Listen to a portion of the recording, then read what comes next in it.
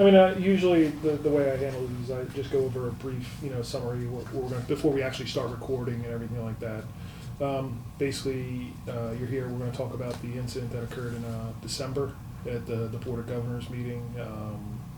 You sent an email to the chief saying that the officer touched you and was restricting your ability to question the Board of Governor meetings. Basically, I have a script how I go, and then basically it's all these things. I go through this whole entire thing, inform you all this stuff, and then I hit the question where you jump in, and I actually explain everything that, the situation like that. And if you don't touch on something, I have follow-up questions. I'll ask you, stuff like that. And then when we're done, then I go into what's called the conclusion. Basically, if I threatened you, stuff like those things, treat you fairly, things like those nature, and then close it out. You have the option if you want. You don't have to. You obviously have your own recording right there, but if you want to re-listen to the recording that I'm taking right now, play and make any changes, you can, but that's up to you. Good to know. Thank you. So, any questions for me before we get started, anything like that? Get this turned on. At this point, no. I think. Okay. All right, ready to get started? Yes, sir.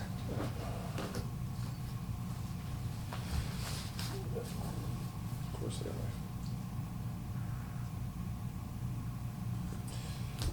Today is Thursday, January 30th, 2020. The time is 10:13. We're located at 55 Paul Robeson Boulevard on the second floor. I'm Detective Sergeant Todd Geis. This is a recorded statement of, if you can, please state your name. Charlie Cradaville. Regarding internal investigation number IA 19-0069. It's my duty to take a formal statement from you concerning the allegations that have been made against Detective Melvin Breton. It is alleged that on Tuesday, December 17th, at the Board of Governors meeting, that officer touched you or pushed you inappropriately and restricted your ability to access the Board of Governor meetings. This statement is being recorded and will consist of a question and answer dialogue. It is necessary for you to speak loud, slow, and clear. It is suggested that you wait a moment to compose your thoughts prior to answering any questions. I would also like to inform you this statement will be part of an official police report, and it may be used in official proceedings as a result of this investigation. Your responses to the questions must be truthful. If it is determined you intentionally provided false information, you may be subject to criminal prosecution. Do you understand the foregoing information as I've explained it to you? Yes, I do, Sergeant. And it's just you and I in this meeting. Correct. If you can you state your full name? Charles Joseph Cradaville. Your date of birth? August 14, 1985. Your current address? 143 Saddam Street. And your telephone number is publicly available, so It's the one you have, 732-993-9697. And is New Brunswick today your only employment? Not that you don't. Yeah, no, I'd rather Okay. say. And what level of education have you obtained? I am a proud graduate of Rutgers Journalism School, bachelor's degree. And do you have any disabilities which would preclude you from being interviewed? No, sir. And this is rhetorical, or not rhetorical, but given. Can you speak and read the English language? Yes. Mr. Cradaville, can you please explain to me everything concerning your allegations against Detective Melvin Breton? Just take me back to that day. Sure. So just a minor correction to your statements. Okay, go ahead. It was all after the board meeting. Okay. The entirety of the altercation. So I don't think he interfered with my ability to participate in the meeting per se, but it was after the board meeting, which is a prime time to be able to ask questions to the powerful people there. So there's a lot of context, and I don't want to take up too much of your time, but I think that I didn't file an IA complaint. I sent an email to the chief. When that happens, I understand he referred it to IA for an investigation, and I just want to be clear. I didn't I didn't send that email to get anybody in trouble or anything. I just wanted to correct what I thought was a bad practice that's been getting worse over time. So I've been attending the board meetings for many, many years, maybe upwards of a decade. Okay.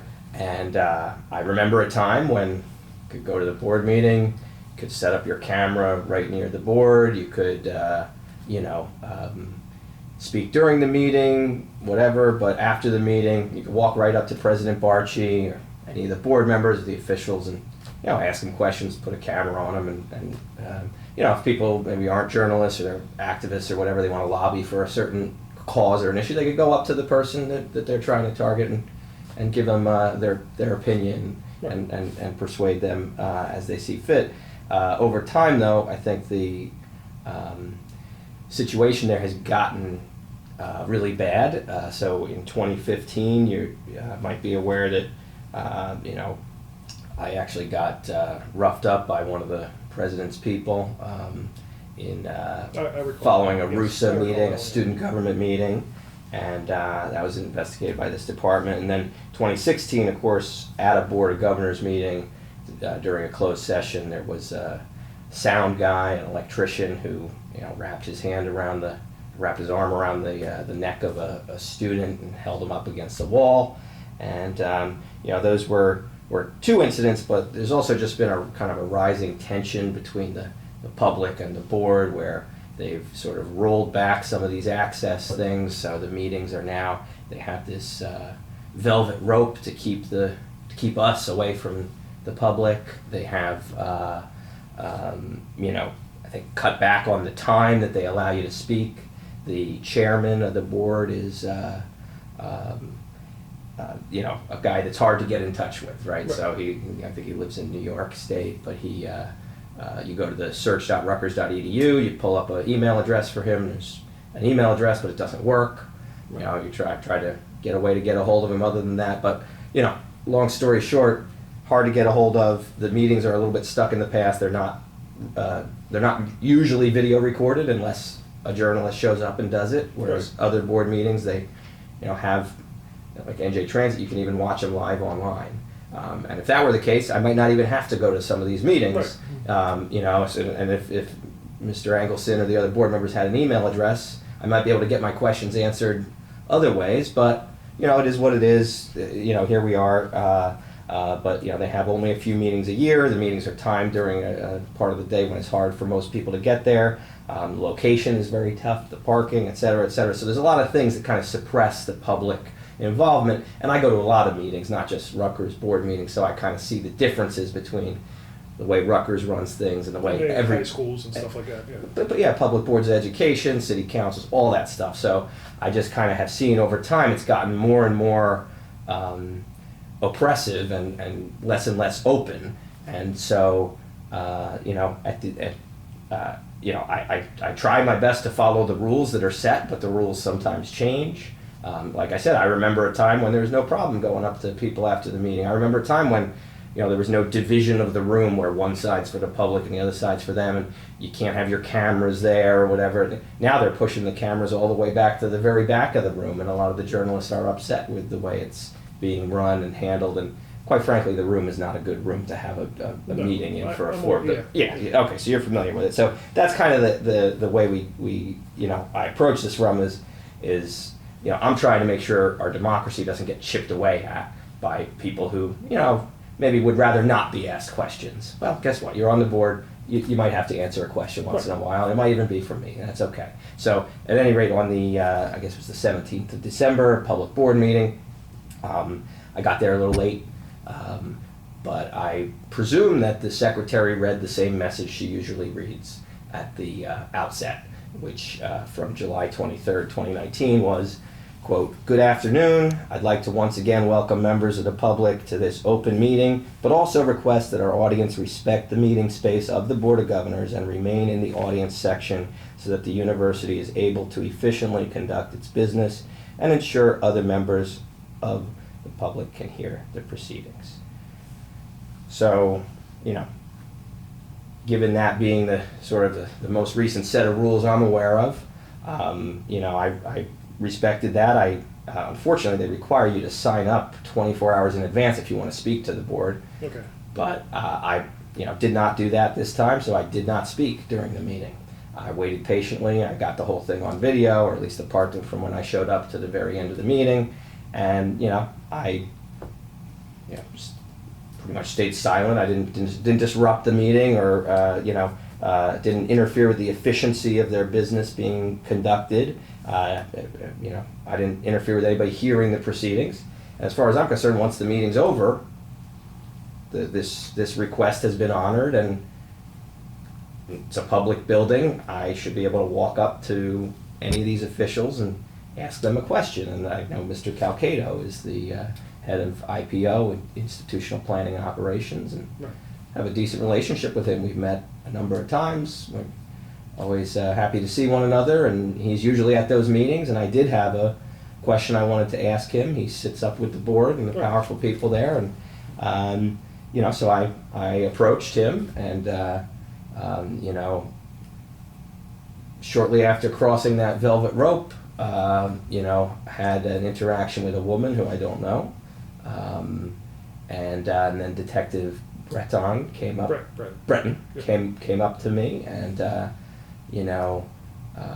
I don't recall exactly what was said, but he put his hand on my chest, and at some point started pushing to kind of force me to the other side of the velvet rope, or whatever you want to call it. And I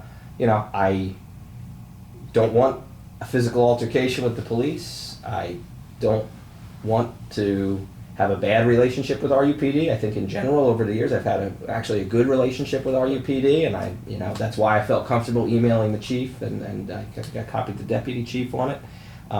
But I just don't want this to get any more out of hand.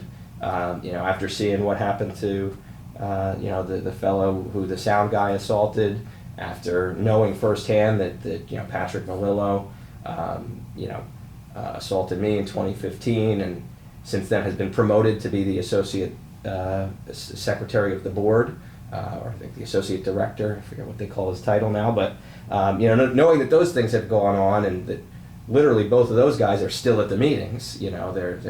They're still there after their misconduct, and then the board clamping down further and further on public comments, on ability to even get near them. All this stuff really seems like it's a hindrance on the free press, the First Amendment, and I got to stand up for that. Especially for folks who may not know that it hasn't always been this way. You used to be able to go up to President Barchi or whoever you want and ask a question.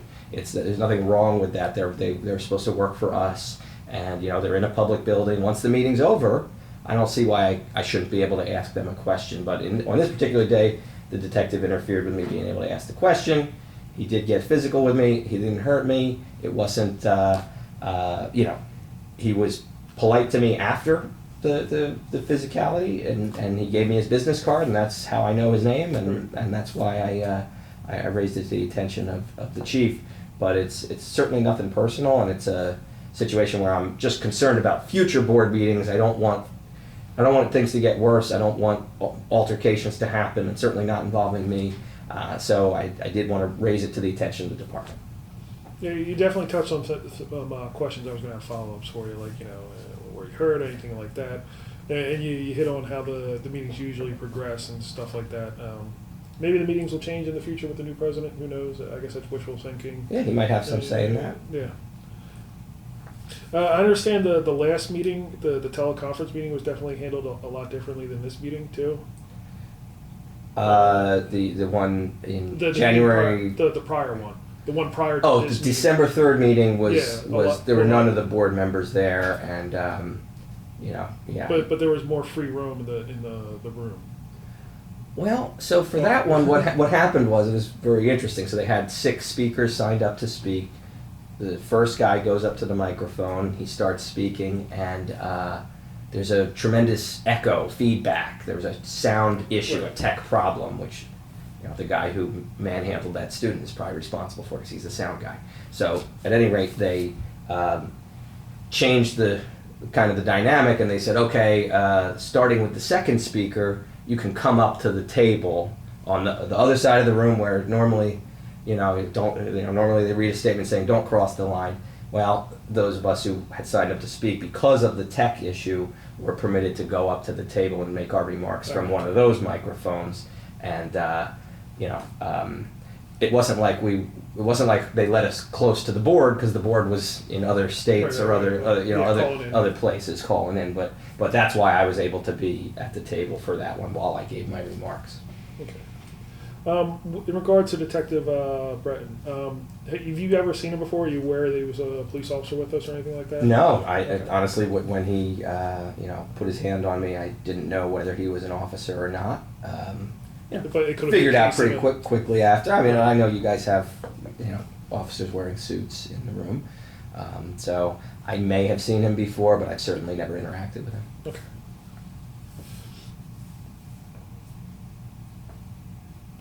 That hits the questions I wanted to hit. You definitely hit on a lot of the things that I wanted to ask you, but you tapped on those, so I don't really have to have a whole bunch of questions for you to go through it, because there's obviously a video of the situation. Right, and you got that, right? And I reviewed that, and you're also aware that Middlesex County Prosecutor's Office got tied in, and that's normal procedure when allegations are made, essentially a civil rights, allegations made. Okay. We have to tie them in, and they look at it and go, okay, you guys can go investigate this, or we'll handle this. So they made the choice to kick it back down. Yeah, it came back down to me. Gotcha. So, Yeah, I spoke to, I think it was investigator Celentano. Right, and then after I'm done my investigation, you're the first person I've talked to in regards to this.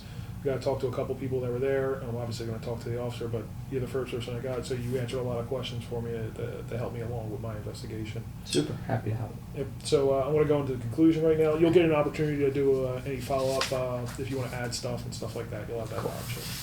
So at any time were you threatened or coerced during this interview? No, sir. At any time were you made promises or offered any rewards during this interview? Nope. Have you been treated fairly and with respect? Absolutely.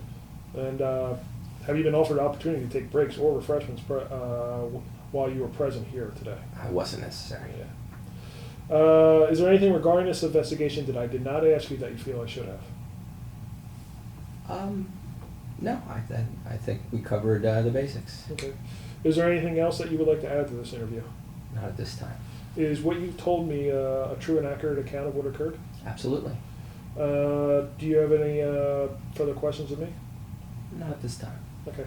At this time, we're preparing to end your recorded statement. If you desire, I can stop the tape, provide you an opportunity to listen to the statement you just provided. If you decide to listen to the statement and want to make any changes to it, you'll be provided an opportunity to do so when I resume your statement. If you are confident in what you already stated and do not wish to review your statement, you are not required to. Do you wish to listen to your statement? No, thank you. I will request that you do not discuss anything regarding this internal investigation with anybody who's not to compromise the integrity of this investigation. Do you understand my request? Sure. At the conclusion of this statement, I'm going to transfer this recording to my computer. If in the future I need you to attest to its authenticity, basically state it's you and I speaking, would you be able to do so? Certainly. I have my own recording as well. Yes. The recorded statement of Mr. Cradaville is now complete, and it is still the same date, and it is 10/29. And we're done.